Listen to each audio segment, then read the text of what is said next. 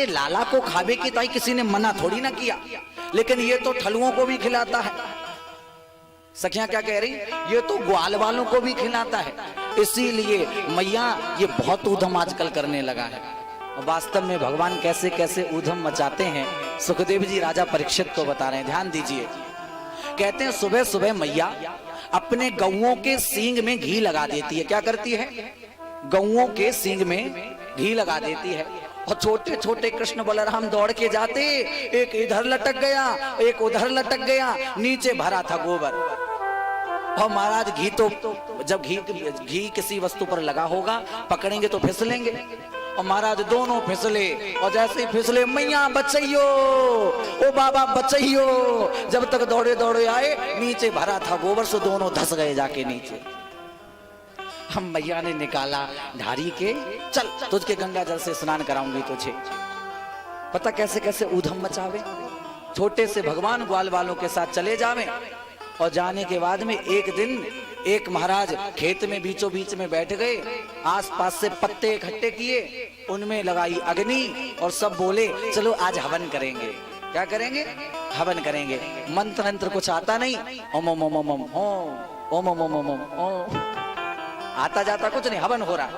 एक बोला, कन्हैया हवन तो कर रहे हो, पर अपने पिताजी जब हवन करते हैं तो हवन के बाद ब्राह्मणों को भोजन और कराते हैं, तो तूने हवन तो कर लिया, ब्राह्मणों को भोजन तो कराया ही नहीं। तो कन्हैया बोले देर किस बात की, चलो अपने पूरे नगर के ब्राह्मणों को न्योता कर आए।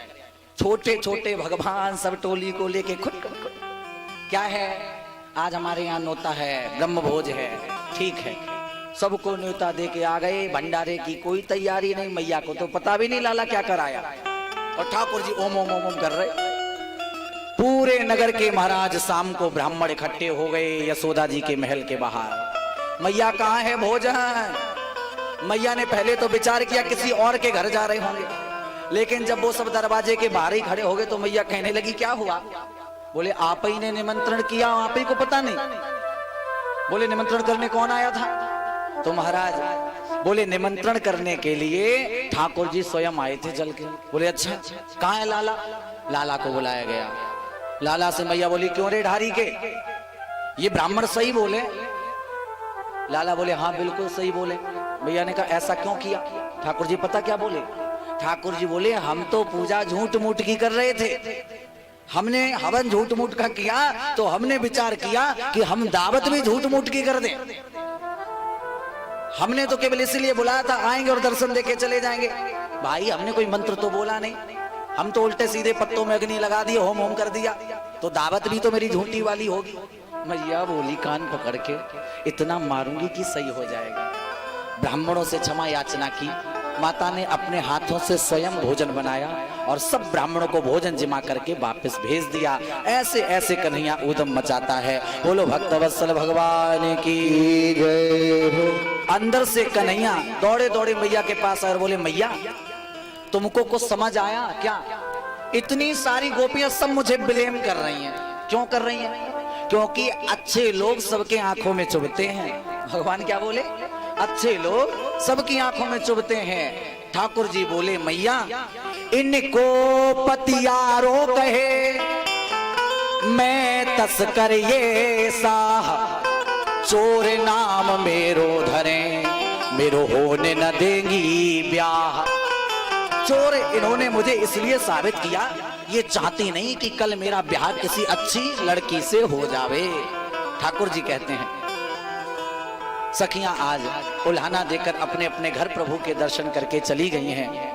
और इधर कहते हैं एक दिन प्रभु खेलते खेलते ब्रह्मांड घाट गए और वहां जाकर के प्रभु ने मिट्टी खाई है। बलराम जी ने आकर माता यशोदा से शिकायत की। माने का लाला मुंह खोल के दिखाइए। भगवान ने नहीं दिखाया। 4 बार कहा, 5वीं बार प्रभु ने कहा मैया मान ही रही। भगवान ने विराट मुख किया और जैसे ही भगवान ने विराट मुख किया माता ने क्या देखा? माता ने सबसे पहले तो महाराज स्वर्ग लोक देखा, उसके बाद में मैया ने पाताल लोक देखा, और उसके बाद में मैया ने सारे ब्रह्मा विष्णु और शिव जो सारे देवता हैं उनके दर्शन किए। उसके बाद में दैत्यों को भी देखा, उसके बाद मनुष्यों को भी देखा, उसके बाद सप्त ऋषियों को देखा, सप्त सागरों को देखा, पूरे भूमंडल को देखा, पूरी सृष्टि को देखा। देखते देखते माँ ने देखा कि कहीं उत्तर प्रदेश देखा। उत्तर प्रदेश में मैया ने क्या देखा? हरदोई जनपद को देखा। हरदोई जनपद में मैया ने देखा एक सधई बेटा नामक ग्राम है, और उसमें श्री विनय सिंह जी व्यास जी के यहाँ श्रीमद् भागवत कथा में बैठे हुए सारे भक्तों के दर्शन कर लिए।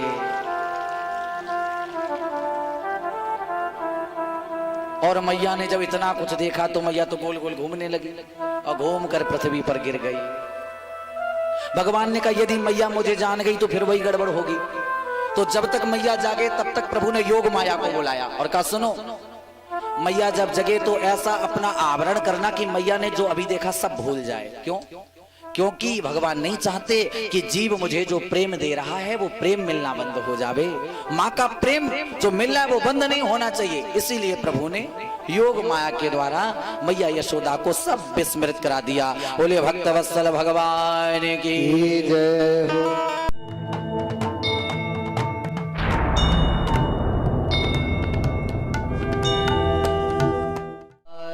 लाल की जय हो। बांके बिहारी सरकार की जय हो। मुझे ऐसी लगन लगा दे,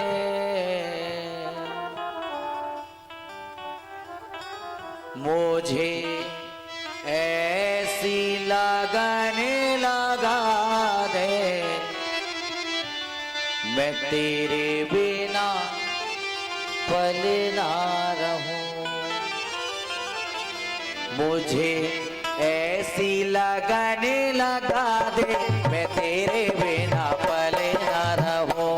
मुझे ऐसी लगन लगा दे, तेरे बिना पल ना रहूं। मुझे ऐसी लगन लगा दे, मैं तेरे बिना पल ना रहूं। मुझे ऐसी लगन लगा दे, तेरे बिना पल ना रहूं। ओ दिल में प्रेम वाला, दिल में प्रेम वाला, दिल में प्रेम वाला, ओ दिल में प्रेम वाला, दिल में प्रेम वाला दीप को जगा दे, मैं तेरे बिना पल ना रहूं। दिल में प्रेम वाला दीप जला दे, मैं तेरे बिना पल ना रहूं। मैं तेरे बिना पल ना रहूं। मैं तेरे बिना पल ना रहूं। मैं तेरे बिना पल ना रहूं। मैं तेरे बिना पल ना रहूं। एक बार भाव से दोनों हाथ उठा करके, ओ मुझे ऐसी लगन लगा दे, मैं तेरे बिना पल ना रहूं। मुझे ऐसी लगन लगा दे, मैं तेरे बिना पल ना रहूं। सामरे सरकार की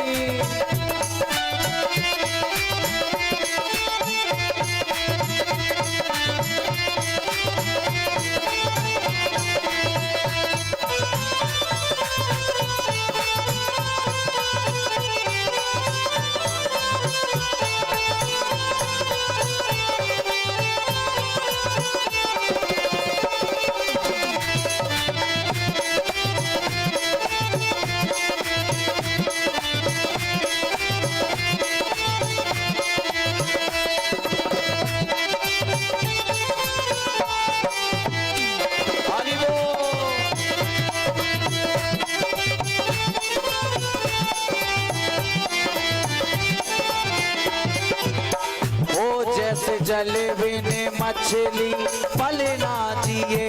जैसे जल बिन मछली पल ना जिए। जैसे जल बिन मछली पल ना जिए। जैसे जल बिन मछली पल ना जिए। वैसे घड़ी घड़ी तड़पूं मैं तेरे लिए। वैसे घड़ी घड़ी तड़पूं मैं तेरे लिए। ओ जैसे जल बिन मछली पल ना जिए। जैसे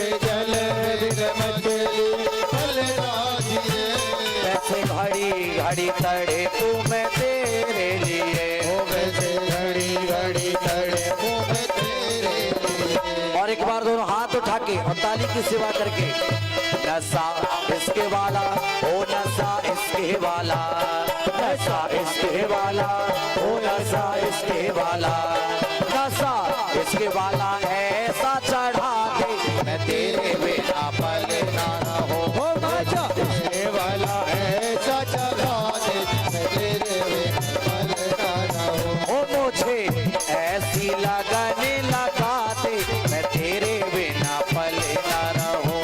मुझे ऐसी लगन लगा दे मैं तेरे बिना पल ना रहूं। राधा माधव लाल की।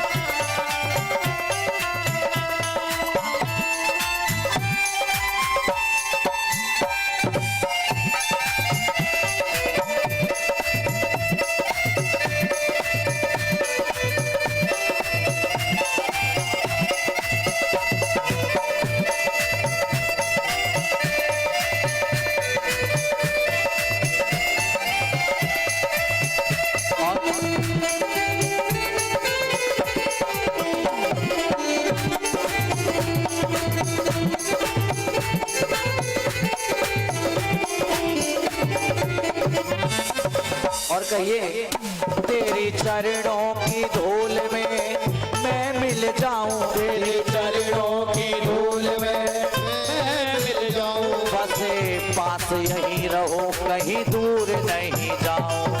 बातें यहीं रहो दूर न जाओ। तेरे चरणों की धूल में मैं मिल जाऊं, तेरे चरणों की धूल में मैं मिल जाऊं। बस पास यहीं रहो कहीं दूर नहीं जाऊं। बस बातें यहीं रहो दूर न जाओ। और दोनों हाथ से ताली की सेवा करके कहिए, राधा रमण लाल से, ओ ऐसी भक्ति का रंग चढ़ा दे मैं तेरे बिना पल ना रहूं। ऐसा भक्ति का रंग चढ़ा दे मैं तेरे बिना पल ना रहूं। मैं तेरे बिना पल ना रहूं। मैं तेरे बिना पल ना रहूं। मैं तेरे बिना पल ना रहूं। मुझे भक्ति का रंग चढ़ा दे मैं तेरे बिना पल ना रहूं। ओ मुझे भक्ति का रंग चढ़ा दे तेरे बिना पल ना रहूं। हरि बोल।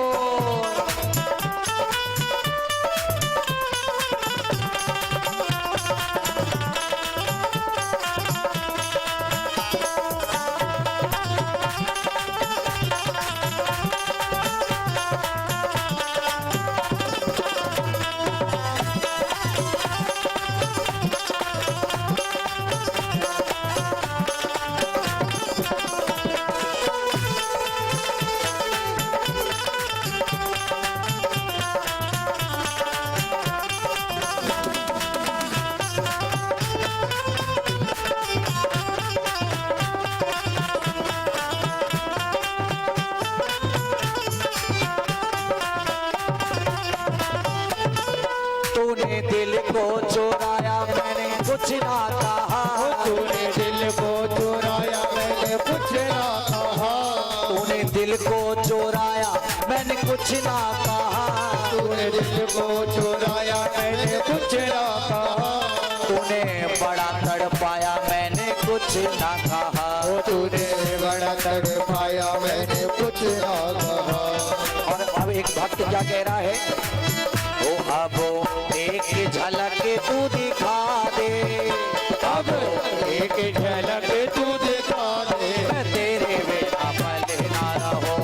अब एक झलक दिखला दे मैं तेरे बिना पल ना रहूं। ओ मुझे ऐसी लगन लगा दे मैं तेरे बिना पल ना रहूं। मुझे ऐसी लगन लगा दे तेरे बिना पल ना रहूं। ओ मुझे ऐसी लगन लगा दे मैं तेरे बिना पल पले ना रहो, मुझे ऐसी लगन लगा दे मैं तेरे बिना पले ना रहो। दिल में प्रेम वाला, ओ दिल में प्रेम वाला, ओ दिल में प्रेम वाला, ओ दिल में प्रेम वाला, ओ दिल में प्रेम वाला दीप को जला दे मैं तेरे बिना पले ना रहो। ओ दिल में प्रेम वाला दीप को जला दे मैं तेरे बिना पले ना रहो।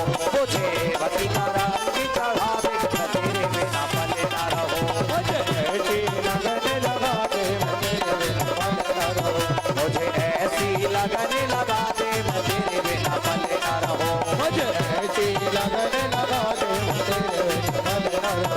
मुझे ऐसी लगन लगा दे मैं तेरे बिना पले ना रहो। मुझे ऐसी लगन लगा दे मैं तेरे बिना पले ना रहो। मुझे ऐसी लगन लगा दे मैं तेरे बिना पले ना रहो। मुझे ऐसी लगन लगा दे मैं तेरे बिना पले ना रहो। मुझे ऐसी लगन लगा दे मैं तेरे बिना पले ना रहो।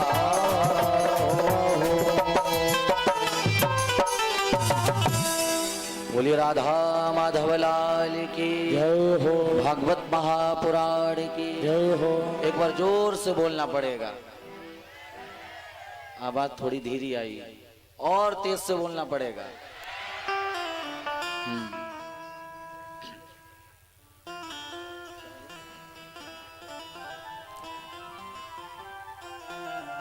बड़ा ही सौभाग्य का विषय जो कि आज परीक्षित जी महाराज का बहुत ही पुण्य अवसर आने वाला है।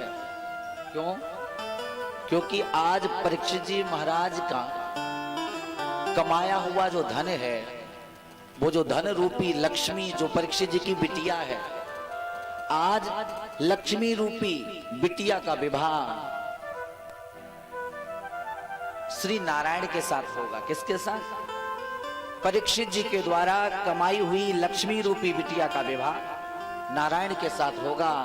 ऐसे विवाह उत्सव की तैयारी के साथ महाराज हम सब आनंद लेने आए हैं। कहते हैं अपने बेटों के विवाह में तो बहुत तैयारी करते हैं, लेकिन जो जगत का बेटा है इसके विवाह में जितनी ज्यादा तैयारी करके हम जावें उतने बांके बिहारी प्रसन्न होते हैं। प्रभु की बारात में जब हम जाएं तो अपने बेटे से भी अच्छे, बेटे की शादी में जैसे गए ना, उससे भी अच्छे बनकर भगवान की बारात में आवे। क्यों? क्योंकि जगत का बेटा साथ छोड़ देता है, लेकिन जो असली बेटा ये सदैव साथ निभाता है। भगवान के विवाह की तैयारी में सब आ रहे हैं, कुछ दोपहर मध्यकालीन वेला में, और बड़ा करने के बाद उसको भोजन देते हैं, और भोजन देने के बाद उसका पालन करते हैं। वही है श्री गोवर्धन नाथ। पूरे ब्रजवासियों ने महाराज उन देवता का पूजन किया जिनकी कृपा से ब्रजवासी सुख समृद्धि ऐश्वर्य वैभव प्राप्त कर रहे हैं। उन गोवर्धन नाथ का पूजन किया। कहते हैं सायकालीन के समय समस्त ब्रजवासी श्री ठाकुर जी के साथ लौटकर आए हैं।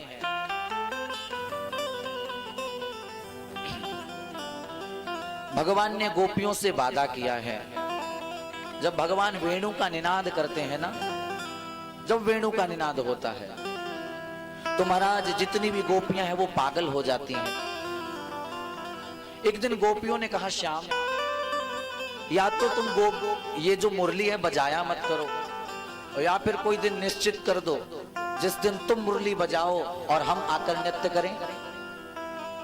तो श्री ठाकुर जी महाराज ने गोपियों को वादा किया है कि शरद पूर्णिमा की रात्रि को हम यमुना के किनारे वेणु निनाद करेंगे और तुम सब वहां उपस्थित होकर के महारास करना। अब जरा ध्यान दीजिएगा, जो गोपी भगवान के साथ रास करने आई थी, उन गोपियों को संसार ने बड़ा बदनाम कर दिया। लोग कहते हैं वो कन्हैया, वो ब्रह्म कैसा था जिसने महाराज लड़कियों के साथ नृत्य कर लिया, वो ब्रह्म कैसा। सबसे पहले तो हमें आज यह जानना परम आवश्यक है कि मेरे राधा रमण लाल ने जिनके साथ नृत्य किया वो गोपी थी कौन। सबसे पहले हम गोपी का अर्थ समझें बंधुओं। गोपी इंद्रियः कृष्णरसं पिबति इति सा गोपी। गोपी कौन है? गोपी कृष्ण रसम पिबती इति सह गोपी। गो माने इंद्रिया और पी माने पीना। गो माने इंद्रिय और पी माने पीना। जो अपनी प्रत्येक ज्ञानेंद्रिय से, जो अपनी प्रत्येक कर्मेंद्रिय से कृष्ण के रस का पान करती है, वही वास्तव में गोपी है।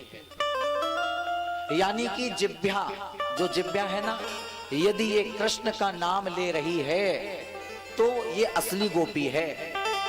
अगर हमारा कान जो है ना, ये कान यदि भगवान का नाम सुन रहा है तो हम असली गोपी हैं। हमारा मुख भगवान का नाम गायन कर रहा है, हम असली गोपी हैं। यानी कि गोपी कौन है? जो प्रत्येक इंद्रिय से, कर्मेंद्रिय से कृष्ण के रस का पान करे, वही गोपी है। और ध्यान दीजिएगा, गोपी कोई 16 साल की कन्या नहीं होती है। गोपी कौन है? गोपी बंधुओं एक भाव है। क्या है? गोपी एक भाव है। मैं संसार में रह करके भी कृष्ण से अधिक किसी से प्रेम नहीं करता, इसी भाव को हम गोपी भाव कहते हैं। दुनिया में तो हम रह रहे हैं, माता मेरी है, पिता मेरे हैं, संतान मेरी है, ये तो ठीक है, लेकिन कृष्ण से बढ़कर मेरे जीवन में कुछ नहीं, यही भाव गोपी भाव कहलाता है। तो गोपी कौन है? जिसने अपना जीवन भगवान के नाम के लिए समर्पित कर दिया, वही वास्तव में असली गोपी है। आपको तो पहले यह ज्ञात होना चाहिए कि जो महाराष्ट्र में गोपियां नृत्य करने आई थीं, वो कितने प्रकार की गोपी हैं जो रास में भगवान के साथ नृत्य कर रही हैं। दुनिया के लोग क्या कहते हैं? 16-16 साल की कोई छोरियां रही होंगी और बीच में ठाकुर जी और रास कैया महाराज। आजकल के जैसा वो रास नहीं था। ध्यान से सुनिए कि वो कौन कौन गोपी ब्रज में आकर के बनी, जिन्होंने श्री ठाकुर जी के साथ आकर नृत्य किया है। कहते हैं पहली गोपी कौन है, जरा ध्यान से सुनना। जब श्री प्रभु राम त्रेता युग में जन्म लेकर के आए और दंडक वन से होकर के राम जी निकले, जब प्रभु जा रहे हैं तो प्रभु का शरीर बहुत सुंदर है। राम जी सुंदर तो लगते ही थे ना, और सुंदर रूप को देख करके जो दंडक वन के संत हैं, वो सभी भगवान के रूप को देखकर मोहित हो गए और कहने लगे, हे राघव, तुम्हारा स्वरूप इतना अच्छा है कि तुम्हारे साथ तो रास विहार करने का मन कर रहा है। भगवान बोले, अब की बार मैं मर्यादा पुरुषोत्तम हूं। कौन हूं? मैं मर्यादा पुरुषोत्तम हूं, इसलिए मैं तुम्हारे साथ महारास नहीं कर सकता। लेकिन जब मैं द्वापर युग में लीला पुरुषोत्तम बन के आऊंगा, तब कहा दंडक वन के संतों से, तुम सब गोपी बन करके ब्रज में आना और हम तुम्हारे साथ रास करेंगे। तो पहली गोपी कौन बने? दंडक वन के संत जो राम के रूप को देखकर मोहित हो गए, वही आकर के ब्रज में गोपी बनकर पधारे महारास करने के लिए। दूसरी गोपी कौन है? सुनना जरा, दूसरी गोपी कौन है?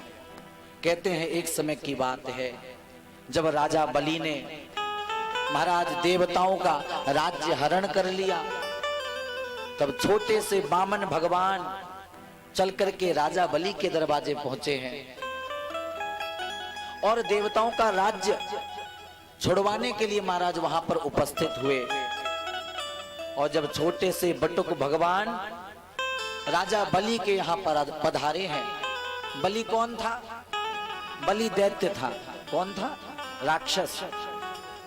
तो जब छोटे से बामन भगवान बलि के यहां पधारे, तो जितनी दैत्य कन्याएं थीं, वो मेरे छोटे से बटुक भगवान के रूप को देखकर मोहित हो गईं और कहने लगी, हे प्रभु, आप देखने में इतने अच्छे लग रहे हैं, मन करता है हम आपके साथ रास विहार करें।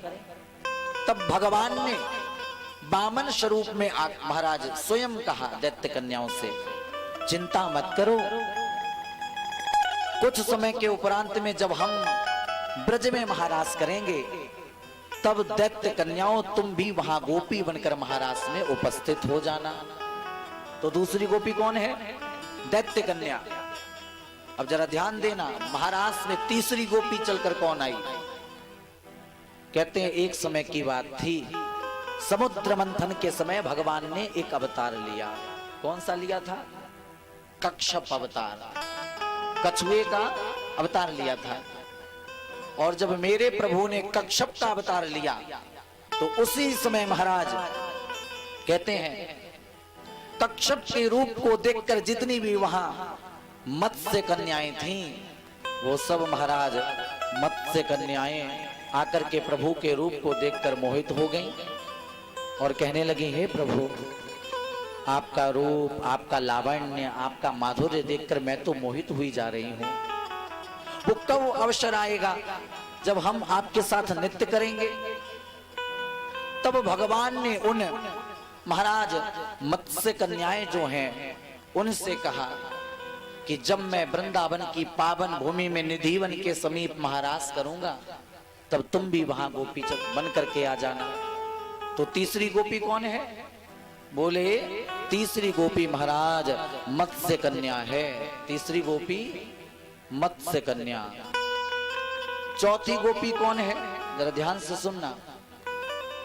कहते हैं हमारे यहां सबसे पहले केवल एक वेद था। कितना? एक वेद। लेकिन महर्षि वेद व्यास ने उस वेद से 3 वेद और निर्मित किए। तो कितने वेद हो गए? 4 वेद। और उसके बाद में कहते हैं 3 कांड है हमारे यहाँ। कौन कौन से? भक्ति कांड, ज्ञान कांड, उपासना कांड। ये 3 कांड हैं। और महाराज 16,000 उपासनाएं, 80,000 मंत्र और चारों वेदों के अंदर जितने मंत्र हैं ये स्वयं साक्षात वृंदावन में गोपी बन करके पधारे हैं।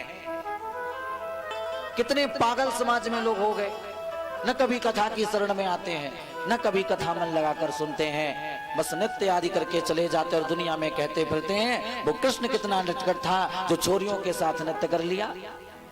ये गोपी कौन है?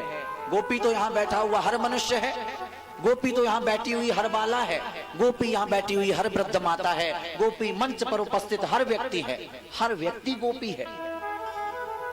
वेद का एक एक मंत्र गोपी बनकर पधारा। गोपी एक भाव है। जिस दिन हम इस संसार में रह करके भी भगवान के सिवा, भगवान से अधिक किसी से प्रेम नहीं करेंगे, उसी दिन हमसे अच्छा गोपी भाव किसी के अंदर नहीं होगा। तो अब आपको विदित हो गया होगा कितनी प्रकार की गोपियां आई हैं।